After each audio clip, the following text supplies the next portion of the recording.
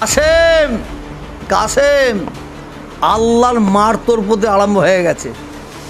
আল্লাহর মার শুরু হয়ে গেছে তোর প্রতি, আল্লাহর অভিশাপ শুরু হয়ে গেছে। কাসেম যে আমাকে চাচা বলে পরিচয় দেয়,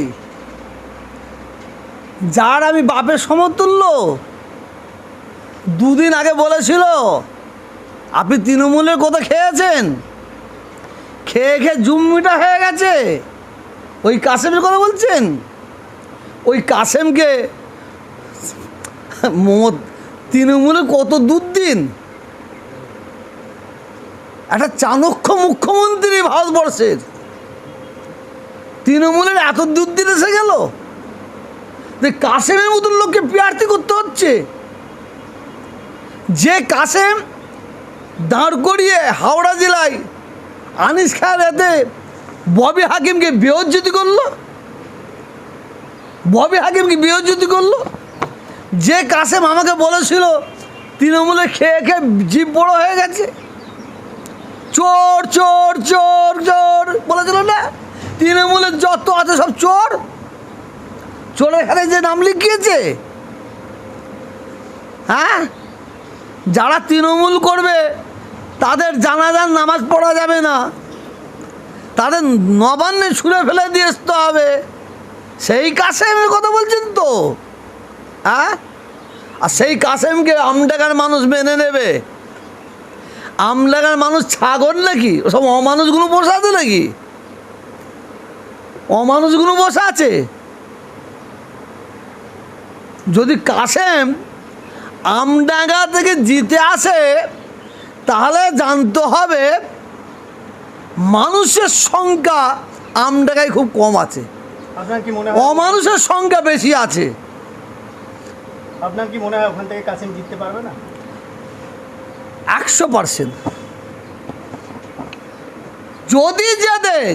যদি যেতে জানতে হবে, আমি ক্ষমা চেয়ে বলছি, আমডাঙ্গার মানুষের কাছে, যদি যেতে তাহলে জানতে হবে আমডাঙ্গায় অমানুষের সংখ্যা বেশি আছে, যার জন্য কাসেম জিতবে।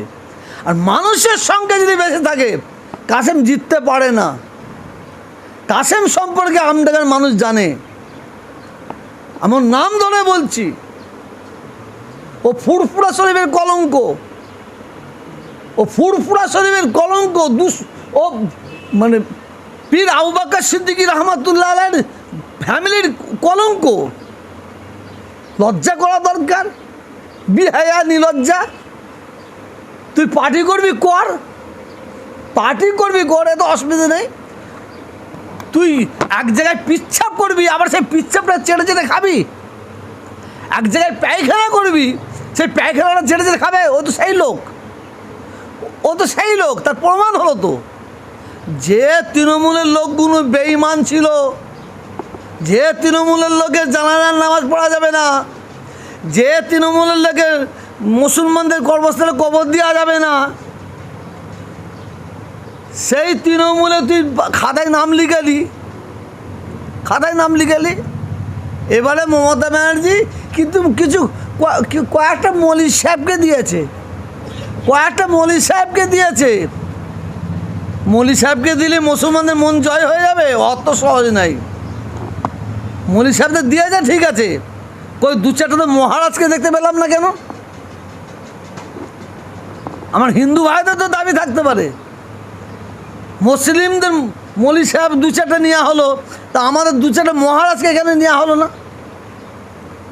আর কাসেম সম্পর্কে বলবে না, কাসেম না যেতে আগুন জ্বলছে, গিলে কি হবে সেখানে?